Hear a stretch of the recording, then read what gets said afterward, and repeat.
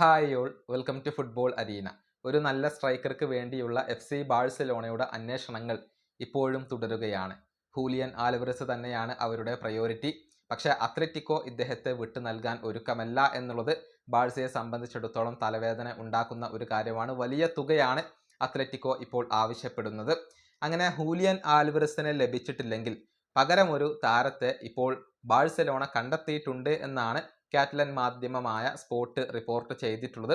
അതായത് English premier ലീഗിൽ നിന്നും കേവലം 19 വയസ്സുള്ള ഒരു താരത്തെ കൊണ്ടുവരാനാണ് ബാഴ്സയുടെ ഉദ്ദേശം. അതായത് ബേൺമൗത്തിന് വേണ്ടി കളിക്കുന്ന താരമാണ് ജൂനിയർ ക്രൂപ്പി. നമുക്കറിയാം, ഫ്രഞ്ച് താരമാണ്. 19 വയസ്സ് മാത്രമേ ഇദ്ദേഹത്തിനുള്ളൂ.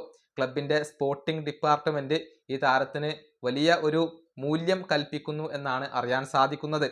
അതുകൊണ്ട് തന്നെ ഈ താരത്തിന്റെ സിറ്റുവേഷൻ ഇവർ നല്ല രൂപത്തിൽ മോണിറ്റർ ചെയ്യുന്നുണ്ട്. ഹൂലിയൻ ആൽവറസിനെ ലഭിച്ചിട്ടില്ലെങ്കിൽ ക്രൂപ്പിക്ക് വേണ്ടി അവർ ശ്രമിക്കും എന്നാണ് അറിയാൻ സാധിക്കുന്നത്.